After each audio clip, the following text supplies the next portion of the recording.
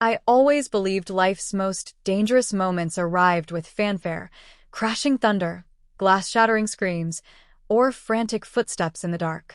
But as I stood in my sun-drenched kitchen that October morning, watching Ethan sip his coffee and skim the news, I realized chaos doesn't always roar. Sometimes it whispers. We had built a quiet life, Ethan and I, 7 years of steady mornings, routine dinners, and the soft kind of love that hums in the background like a forgotten melody. He was the kind of man who ironed his shirts with precision, never missed a tax deadline, and kissed my forehead every night at 10:02 before flipping off the lamp. Predictable, reliable, safe. And yet, something had shifted. It began subtly, like the changing of seasons. I noticed it in the way Ethan lingered a little longer in front of the mirror each morning, carefully smoothing his tie. Or how he returned home later than usual, muttering vague excuses about client reports and last-minute meetings. His phone, once abandoned on counters and couches, now traveled with him everywhere, even to the bathroom. Still, I said nothing. Suspicion was a bitter flavor, and I wasn't ready to taste it. It was around that time Maya moved in. My younger sister had always been a whirlwind, vibrant, impulsive, magnetic in ways I had never been. After a tumultuous breakup, she called me in tears, asking if she could crash with us for a few weeks while she recalibrated her life. I didn't hesitate. She arrived 2 days later with 4 suitcases and an apologetic smile. Ethan welcomed her warmly, even carried her bags upstairs. "It'll be good to have more energy in the house," he said. And suddenly there it was, that energy. Maya filled the space with her laughter, her humming, her clinking wine glasses, and perfume that lingered long after she'd left a room. I told myself it was nice. I told myself we needed it. But I saw the way Ethan started laughing more at dinner, how he leaned in just a little closer when Maya spoke, how his eyes flickered in her direction even when she wasn't speaking. Once, I walked into the living room to find them sitting on opposite ends of the couch, watching some crime documentary. Their legs weren't touching, but the gap between them felt charged. I offered tea. They both startled, as though they'd forgotten I lived here too. "Nora, you always make the best chamomile," Ethan said, flashing me a smile that didn't quite reach his eyes. That night, I lay awake beside him, watching the ceiling fan spin. It was probably nothing. Probably. Then came Mrs. Delaney. Our neighbor, a sweet woman in her 50s with a talent for gardening and gossip, stopped me on my way to the mailbox one morning.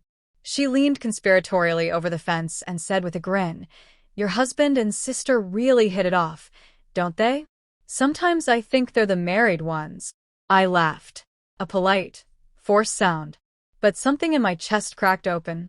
Back inside, I found Ethan in the kitchen, making Maya her favorite smoothie, peanut butter, banana, and almond milk. He claimed it was a coincidence, that he'd just felt like trying something new. He handed it to her with a quiet smile. She thanked him with a giggle. I turned away before they could see the look on my face. Days passed, and with them came more moments, each insignificant in isolation, but together, they formed a pattern. A mosaic of discomfort. Ethan stopped initiating our weekly movie nights. When I suggested we revisit our favorite Italian restaurant, he said he was too tired. Maya, on the other hand, began staying out later. Her stories about catching up with friends became vague, her gaze darting when I asked questions. Then, one morning while doing laundry, I found it.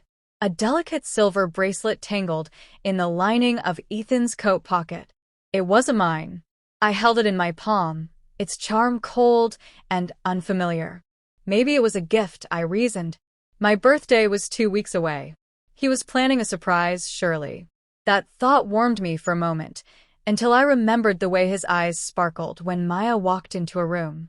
I didn't mention the bracelet. I tucked it back where I found it and spent the rest of the day searching his expressions for clues.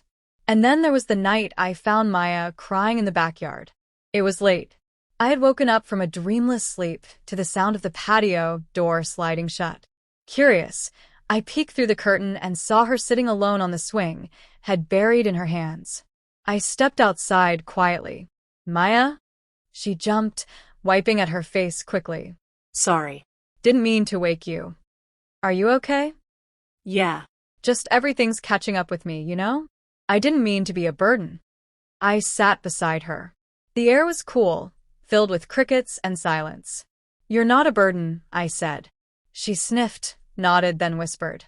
You and Ethan are lucky. What you have, it's rare. I wanted to believe her. I really did. But deep down, something had started to rot beneath the surface of our so-called luck. Later that night, as Ethan slept beside me, I turned to face him. His features were peaceful, almost childlike. I reached out, let my fingers hover above his cheek, then pulled them back. I didn't know what I was protecting, him or myself. But I knew this. Something was coming. Something that would shatter our quiet life forever. And I wasn't sure I'd survive the sound. I had always believed that betrayal came with noise, slamming doors, screaming voices, a dramatic confession under pressure. But when the truth unraveled in my life, it didn't arrive with a bang. It arrived in silence, soft and suffocating. My birthday came the following week. I clung to it as a life raft, an anchor of hope to dismiss my paranoia. Surely the bracelet meant something. Surely, Ethan hadn't forgotten who I was to him. 7 years, I told myself. 7 years can't be undone by glances, or laughter, or proximity. I wore my favorite dress that morning. The one Ethan had once said made me look timeless. Maya greeted me with a cheerful hug and a slightly too bright smile. She handed me a small box wrapped in lavender paper. Inside was a scented candle. Vanilla and cedarwood. Thoughtful. Generic. I thanked her and waited. But Ethan only handed me a book, a treasury of watercolor landscapes, and a half-hearted kiss on the cheek. No bracelet. No acknowledgement. No hidden surprise. Happy birthday, he said. And just like that, the lie I'd been holding together with trembling hands began to crack. That night, I couldn't sleep. I stared at the ceiling while Ethan snored gently beside me. The bracelet still haunted me, its presence in his coat pocket, its absence in any explanation. I closed my eyes and relived every suspicious glance, every strange smile. Then came the message. 3 days later, Ethan's phone buzzed on the nightstand while he was in the shower. He never left it unattended anymore. Maybe he was tired. Maybe he didn't care. But I glanced at the screen out of instinct. Last night was worth it. I'm still shaking. No name. Just those words, pulsing against the background of a sunset lock screen. I froze. My heart thudded in my ears as I stared at the message. I didn't touch the phone. I didn't need to. I already knew. When Ethan emerged from the bathroom, towel around his waist, I pretended to be asleep. He kissed my temple. I didn't move. I lay there in the darkness, rage and disbelief blooming in my chest like poison. The next day, I needed air.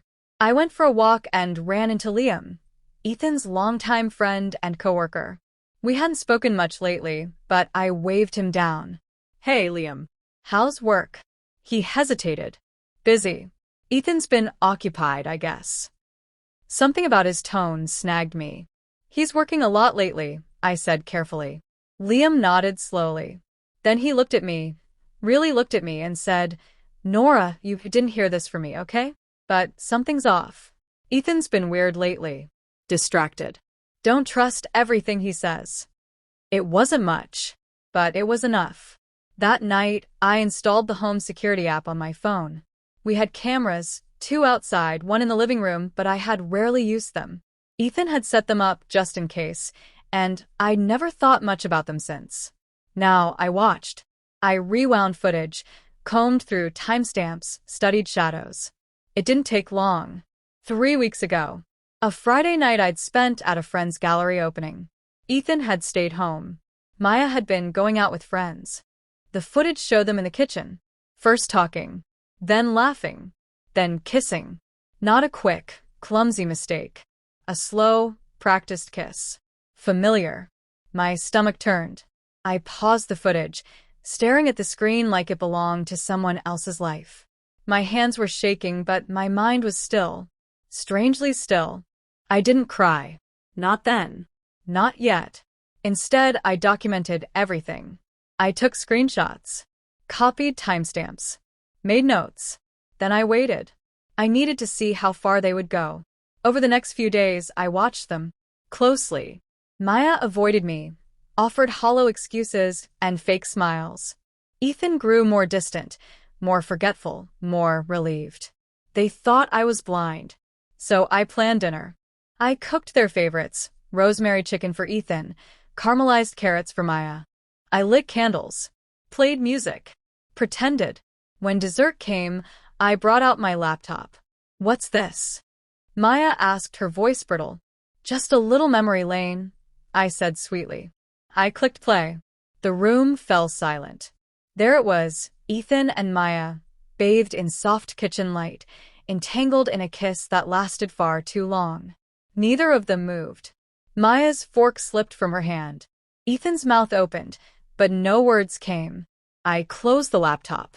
"How long?" I asked. No answer. "How long have you been lying to me?" Ethan swallowed hard. It wasn't supposed to happen. But it did, I said. Maya's eyes welled with tears. "Nora, don't." I cut in. "Don't insult me with excuses." The silence pressed down like a storm cloud. Ethan finally spoke. "I felt alone. You and I always stopped talking. You were always busy with your art, with your routines. Maya was just there." I laughed. A bitter, hollow sound. "So you cheated. With my sister. Because I liked my routines." He flinched. I stood up. "Get out. Nora, please. Out. Both of you. Tonight." Maya sobbed quietly, covering her face. Ethan sat frozen, as if the world had suddenly tilted beneath his feet. "I trusted you," I whispered. "Both of you.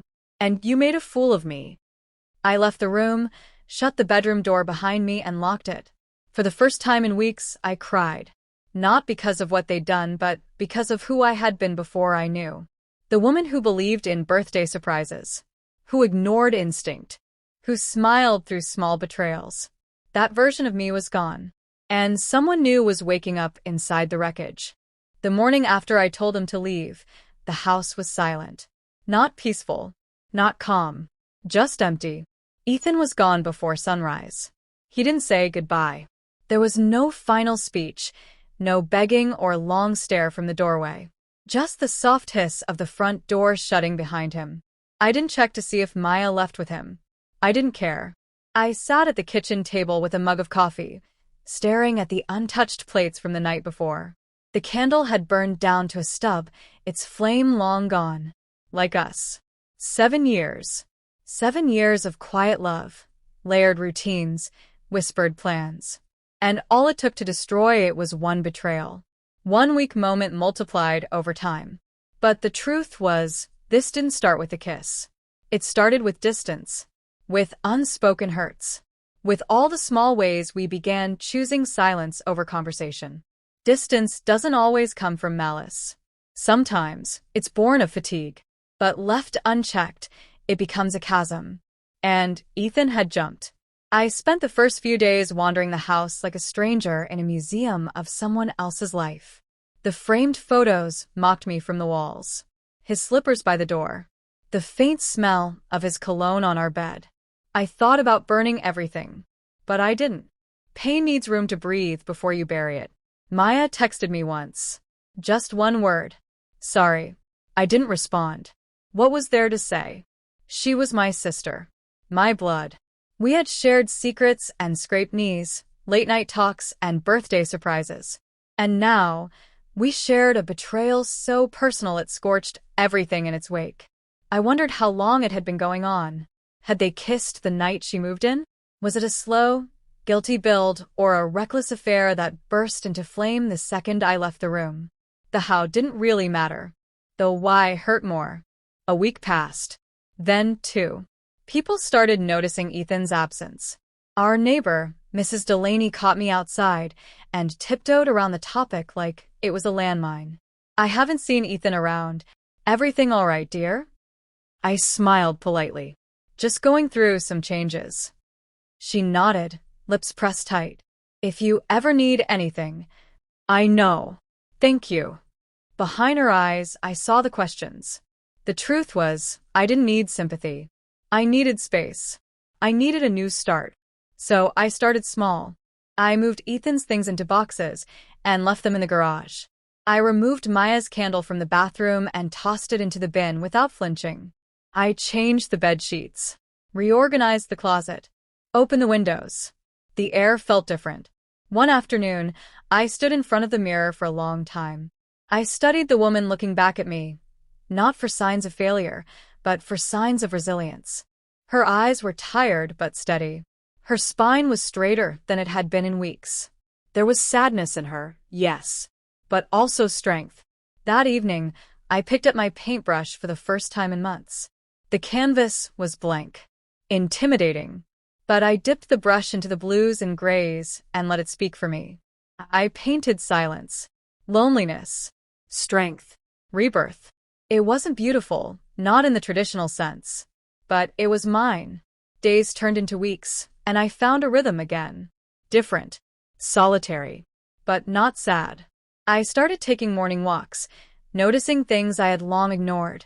The sharp scent of pine, the laughter of children on bikes, the way autumn light kissed the pavement just before dusk. One morning, as I browsed the local bookstore, I bumped into Liam again. He offered a tentative smile. "Hey, you holding up okay?" "I am," I said, and to my surprise, it was true. He hesitated, then added, "You didn't deserve any of that, Nora." I nodded. "Thank you." He looked like he wanted to say more, but didn't. Instead, he handed me a small poetry collection. "You might like this." The cover was soft. The title, Salt in the Wound, Light in the Bones. I bought it without hesitation. Healing didn't arrive like a miracle. There were days I still woke up with a heaviness I couldn't explain. Days I reached for a second cup of coffee just to feel held by something warm. Nights when I rolled over, half expecting someone to be there. But slowly, the cracks became character. I started journaling, volunteering at the local art center, rebuilding.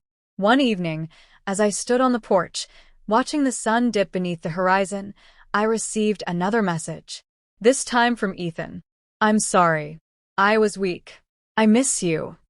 I stared at the words, waiting for a feeling, anger, hope, longing.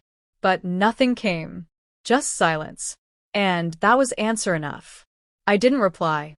Forgiveness doesn't always mean reunion. Sometimes, it's just the quiet act of choosing peace over revenge. Of closing the chapter without bitterness.